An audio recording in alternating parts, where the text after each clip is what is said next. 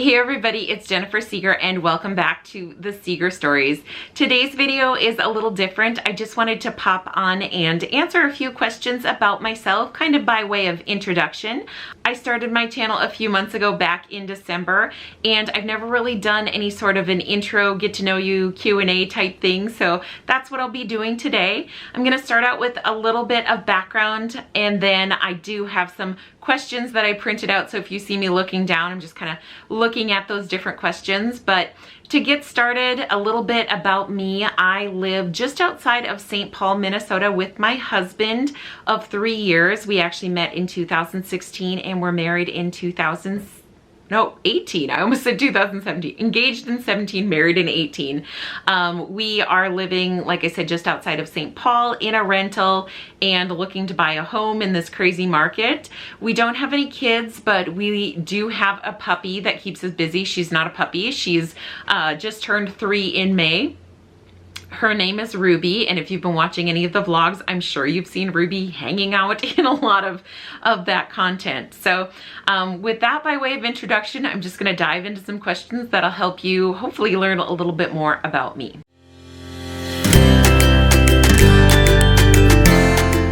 So the first question, what is your favorite food? And that is such a tough question. I don't think I can narrow it down to a particular food, but I can narrow it down to a food type, and I will tell you that my favorite food is cereal. I love cereal to the point that I cannot purchase it or bring it into the house because Nate would go hungry. I would not make any meals. I would eat cereal all the time. Okay, the next question is, if you could live anywhere, where would it be?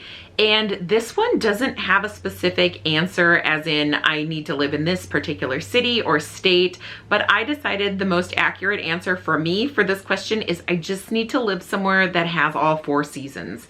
I'm living now in Minnesota, as I mentioned. I've lived here since 2017, but I moved from North Dakota, so it's pretty much the same climate. I've always had 4 seasons.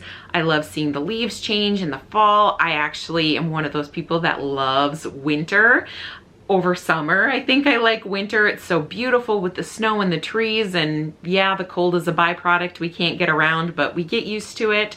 So I just need to live somewhere with all 4 seasons. And I love where we're living now. We're kind of close enough to a big city. We have all the stores, the amenities, the festivals and fun things that we can go to, but we are out on the fringes, and I'd like to get a little more on the fringes. So we're kind of more in that rural environment. So we still have the benefit of being close to it, but we're a little bit more out in the sticks than we even are right now. But I would say that that would almost be my ideal place to live if we could find a little bit of land someday and be in about the same area that we are in now.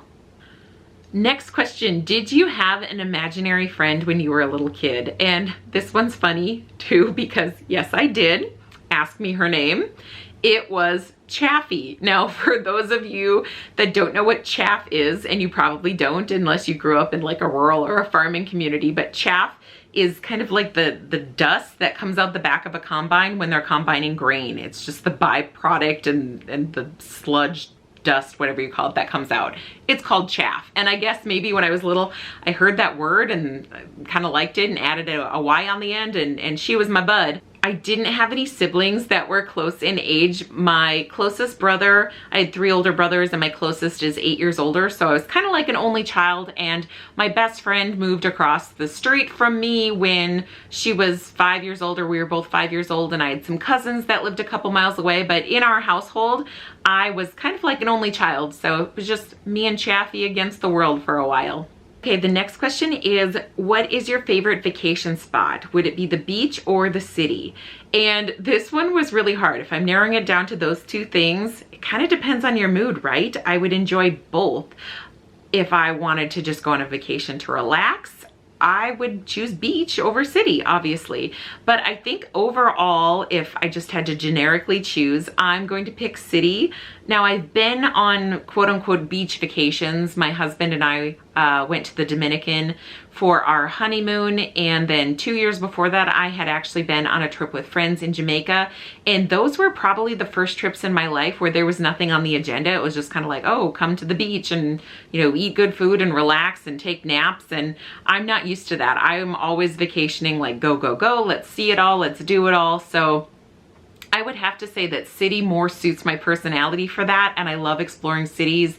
I've gone to New York several times in my life and really, really enjoy all that that city has to offer. It's so much. And also Chicago I've been to many times, and that holds a special place in my heart because that is where Nate and I got engaged. That was our first big trip together as a couple on the 4th of July of 2017. That's where he proposed to me. So I will have to say city is probably going to beat beach most of the time for a vacation destination. What was the last movie that you watched? So as of filming this, the last movie that I watched was Ford versus Ferrari. I was just on vacation with my family a couple weeks ago, and we watched that just coming in from the lake cabin. We'd all seen it before. I've seen it many times. Actually, Nate and I saw it in the theater. If you haven't seen it, it's a wonderful movie. You should absolutely watch that one. It's got Matt Damon and Christian Bale in it, and it's really well done. So I enjoyed that. But as of the time that this video will be posted, the last movie I will have watched will be Star Wars Episode 7. Nate and I are planning a trip to Disney World, and we are determined to quote unquote learn Star Wars before we go because we're really intrigued by Galaxy's Edge, and we watched the original episodes when we were younger. I saw a couple of them in the theater when they first came out, like the episode 1, but I think I hadn't seen either 2 and 3 or just 3, and neither of us have seen 7, 8, or 9. So tonight we're watching episode 7. Couldn't even tell you what it's called right now, but that is what's on the agenda for us. So that will, when you're watching this, be the last movie that I saw. Okay, so the next question is, do you like roller coasters? And the answer to this is yes, I think so. I have not been on a roller coaster in many, many years. We're talking double digits, but way back in the day, I remember going with friends to like Valley Fair, which if you're from the Twin Cities area, you know what Valley Fair is. If not, it's an amusement park. It's like a really scaled down Six Flags is one way of saying it, but they have some really wacky roller coasters, and I would go on them, and I overall enjoyed it, but there's that part where you're ratcheting up in that climb that just gives me so much anxiety, and then I don't like going upside down. Just not a fan of it. And the other reason I say kind of to this is because I feel like as I've gotten older, I've been more tend to get car sick or, you know, sick out on a boat or the ocean. So I feel like my equilibrium or something's changing as I'm getting older. And so again, we're going to Disney this fall, and maybe I'll try going on one and, you know, seeing if I do like it. Nate does not. Nate is not much of a he gets motion sick, I'll say that. So he's not gonna do anything that spins. He might try some mild roller coasters, but some of the bigger ones I know he'll sit out, and I probably won't just go on them by myself because it's our trip together. We'll want to be together. Have you ever cried at a movie? And the question really should be, Jennifer, is there a movie that you haven't cried at? And the answer is probably not. So I am a crier. I am a huge crier. I have, my dad's cousin always says, you know, from my side of the family, we don't cry, we leak. I always laugh at that because I am a very, very emotional person, and I can be barely paying attention to a movie or just coming in at the end, and there'll be a sentimental moment and I'm done. I'm crying so hard. I can't see really sad movies because I'm sobbing, hyperventilating, like not pretty crying, not like pretty, a tear crying, like you will be embarrassed to be with me in the theater if you and I are going to a movie and it's about somebody, you know, battling cancer, or there's a death, or, you know, something epically really sad. I'm done. It's terrible. That said, funny story, we were flying on that trip that I told you to Jamaica, and I have a friend that still teases me for this because we weren't sitting together and she came up towards my seat and I was watching Finding Dory, and she's like, saw me crying. She's like, are you really crying about Finding Dory? And I'm like, she found her parents. And so yeah, I'm a crier. Okay, the next question is kind of fun. It is, have you ever met someone famous? And the answer is yes. Actually, when I was growing up in the town I went to school, they had a traveling mission group, and it was, I would say, like C-list, I don't know if that's a thing, D-list celebrities. So people that you knew from movies, but nobody, you know, no big names, nobody that was super, super famous. But they were just coming around to kind of witness and talk about their relationship with Christ and how they found the Lord. And they hung around, and we kind of got to visit with them a little bit. And the first gentleman, his name, I think I'm getting this right, I'll pop the correct name on the screen if I didn't. It's Billy Zabka, and he is the guy that fought at the end of the Karate Kid, you know, the blonde, I can't think of the character name, but he fights the Karate Kid at the end. And he had an acoustic guitar. He's really a great musician, and he played that I Will Walk 500 Miles song for us, and we got to visit with him. And then the other person that I remember that was in that same group is, I can't think of the actor's name, so please forgive me. I will put it here on the screen so you'll know who it is. But if you've seen the movie Hocus Pocus, which I hope you have because that is just such a fun movie, Winifred's husband, Billy, the one that they wake, I'm sorry, spoilers if you haven't seen Hocus Pocus, but the gentleman that they wake out of the graveyard, and he's got his mouth sewn shut, and then they rip it open and moths fly out. I met him, and he was talking about that experience, and he actually had to hold live moths in his mouth for the filming of that. So this is not like CGI or anything. That dude was literally had bugs in his mouth until they pulled the whatever off and they could fly out. So little fun fact. And yes, those are the celebrities that I've met. And I've met some sports people too when I've been with Nate to like Vikings games and things. And I say sports people because I couldn't tell you who they were, but I did meet one of them. Okay, the next question is, do you have any nicknames? And well, my name, as you know, is Jennifer. So the obvious, you know, people call me Jen. People do not call me Jenny. I've never been a Jenny. I've never liked the nickname. I don't think my mom liked the nickname, so she discouraged it. I think there's maybe one or two people in my life that have ever been permitted to call me that. They just have since birth. They get special exceptions, but everybody else just pretty much calls me Jen. My family often calls me Jay. I don't know if they just got too lazy to say the rest of J. They're both one syllable, but I get called Jay a lot. And then I thought I would mention as part of this question too, my brothers nicknamed me when I was really little. Again, they were all older. They were 8, 9, and my oldest brother who passed was 12, close to 13 years older than I was. So they named me Booza Kabooza when I was little, and I don't know where they came up with that, but there's like still evidence in my baby book that they would write me letters from school like, "Dear Booza, have you been a good Booza?" And it's super cute. So I love that. It was kind of clever. The next question is, what is your #1 travel destination? And oh my goodness, there are so many. I mean, Disney World is top of mind right now. I've been there before. Nate has been there before, but it'll be our first time going as a couple. And we had started planning that trip in 2018, and it got pushed back and then pushed back and then pushed back because of COVID. And so we are finally going. So that's highly anticipated, top of mind. But if I'm talking about like a bucket list travel destination, I think I'm tied between two.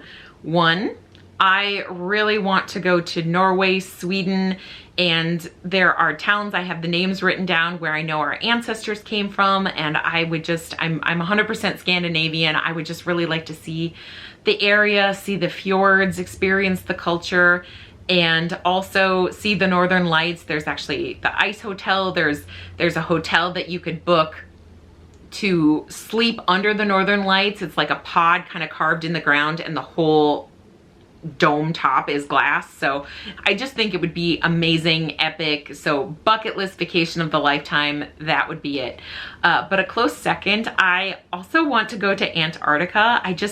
I love snow and winter. I think it is so breathtakingly beautiful, and I love seeing the glaciers and the ice, especially when it freezes in different color variations. It looks like almost stripes, and you know, seeing the penguins, and just, I mean, it would be again, the trip of a lifetime and a very unique experience. So that would be my 1 and 2 travel destinations.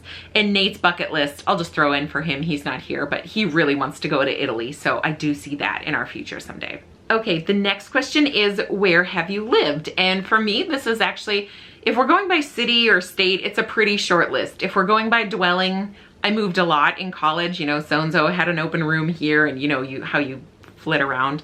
So it's actually a really long list from that perspective. But just city-wise, I have not lived that many places, but some unique places. So I grew up about an hour outside of Fargo, North Dakota, in a very small township in North Dakota.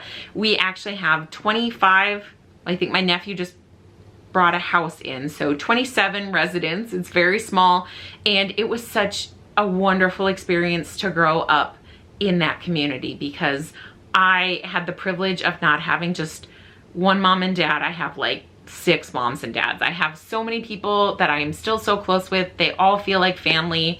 It's a lovely place to grow up, and until you've experienced it, like I was trying to explain it to my husband and he was asking questions, and I'm like, you just have to come experience it. I can't explain it to you. And I do have a video that I filmed there, so I will link that for you. So you can see I filmed a little bit there when we were out for Easter, and it's just panoramic views of the sunset, and it's just gorgeous. For college, I left and just moved a whole hour away. So I was still very, very close to my family, but I went to college and lived for several years in Fargo, North Dakota. And then I had the opportunity after college to move to Hawaii. And I lived on the big island of Hawaii, which is called Hawaii. All the other islands like Honolulu is on Oahu, and there are other smaller islands as part of the island chain group is all known as Hawaii. And then also the island, the biggest island is legally named Hawaii, but people just call it the Big Island. I lived there in Kailua Kona for a year. My cousin, like I said, was living out there with her husband. He had been moved out for work, and she made me an offer I couldn't refuse, and I will forever be indebted to her for giving me that chance to move out and experience that. It was wonderful, beautiful. It was a great year of my life, but it was time for me to come back. I missed being with family terribly, and I missed having 4 seasons. Seeing the scarecrows in the stores when you were surrounded by palm trees and it did not feel like fall. Christmas felt a little more like Christmas, but I still missed the snow, and it wasn't for me. So I was only there a year, and then I moved back to Fargo until I met my now husband. We weren't even engaged when I moved down here. We'd been dating long distance, and then I moved down here in 2017. So just last month marked 4 years of me being where we are now in Minnesota. Well, when I moved down, I lived in St. Paul, and then after we got married, he moved in with me, and we moved a few miles out. So we're again kind of outside of St. Paul and not in the city proper like we were. The next question is, what is your favorite gift you've ever gotten? And this is a tough one, because I want to preface everything by saying that I have wonderful, wonderful and generous friends and family members. So I do not want to insult anybody, because I have been given some very beautiful and wonderful gifts over the years. And I am singling out one, not to diminish any of the others, but there is one that is so just unique and unexpected that I did want to throw it in here. I was living in an apartment, and I think I must have gone home for it would have been the Thanksgiving holiday, and I had a cat at the time. My best friend was gonna be in town, so she was just gonna pop in every day and take care of the cat. Well, I came home from Thanksgiving, and she had I'd already decorated for Christmas, because I'm an early decorator, and she had a basket under the tree of individually wrapped gifts with numbers on them each day that I would open it. So every day for the entire month of December, between Thanksgiving and Christmas, I opened a new gift. And they were just really fun things, like a little sweet treat or little toppers to put on your cupcakes. And I think I got a sign from How the Grinch Stole Christmas. I love that movie, and just so many fun things. And I don't even remember specifically everything that was in there, but it was such a thoughtful gift, and it was just so unique, and it was so fun. It was like the gift that kept on giving. I got a little treat every day, kind of like an advent calendar, but I had no idea what I was gonna get every morning. So I really enjoyed that. The next question is, what is your favorite book or a book that you have reread several times? I reread books a lot. If I enjoy a book, I'll usually pick it up probably the next week and reread it. So I like doing that. If it's a story I really enjoyed, I know how it's going to end, I want to go back and kind of savor it the next time. So steering towards just favorite books, I have to give them to J.K. Rowling and the entire Harry Potter series, just for the sheer number of times that I have read those books. And I discovered, I don't know, like 3 or 4 years back that I could get those on Audible. And the narrator is Jim Dale, and he just does a tremendous job bringing those books to life. So it's something that I still listen to probably once, sometimes even twice a year. I'm listening to them again right now. I'm already made it to The Goblet of Fire. I'm about halfway through that, and it's just nice. It's soothing. I like rereading things, and I love those stories. You probably think that it's crazy then that I'm going to Florida and we are not going to Universal Studios as part of our trip, even though I am such a huge Harry Potter fan. But that's a whole separate story wherein we are doing a Disney trip and cruise, and we just couldn't fit it in. It is super expensive, but it will be its own trip in due time because I really need to experience that. Okay, and the last question, I don't even know, I didn't put a number to this. I don't know how many I had, but I hope it's been a well-rounded selection. But the last question that I'm going to answer is, are you an early bird or a night owl? And the answer to this is, I am absolutely an early bird. When it gets too late, if I am up past midnight, things fall out of my head. I forget words, I can't function, I do not do well without sleep. There was a time in college where I'd pull all-nighters and things like that, and I always joke that I used them up because I don't know who that girl was that could do that. Even when I used to kind of sleep in as a teenager, it was more like waking up around 8 or 9 at the latest and then making a conscious effort to go back and sleep until noon. It's kind of like being awake and then taking a nap. But in adulthood, I am usually naturally awake if I'm not overtired from something. I'm usually up somewhere between 5 and 6, especially if it's a weekend and I'm kind of excited to get started. I don't want to sleep in. I just want to get up and start doing all the fun things that we usually have planned for the day. And fun things for me could include, you know, cleaning and organizing and weird things like that. But I do like to get up and get at them, and my brain just does not function late at night. So I'll definitely have to say I'm an early bird. Nate is a little bit more of a night owl, so it makes an interesting dynamic in a marriage when he's kind of the opposite. It takes him a while to get up and functioning in the morning, and he's good at night. So it's good anyway that he's usually driving us home from places late, since he's the one with all his faculties. So those are just a few get to know you questions. I hope you enjoyed this video. I hope you'll continue to follow along with my channel. It's been great so far. I've loved having you here. I hope you were enjoying the content. If you have any questions for me that I didn't answer today, please leave them in the comments below. I'd love to give you a response and connect with you that way. If you have any videos, things that you've loved and want to see more of on my channel, also feel free to leave that in a comment below. In the meantime, make sure to click that like button, that thumbs up if you did enjoy this video. Also click that red subscribe button so you don't miss future content. Thank you so much for watching. It's been great, and I will see you next time.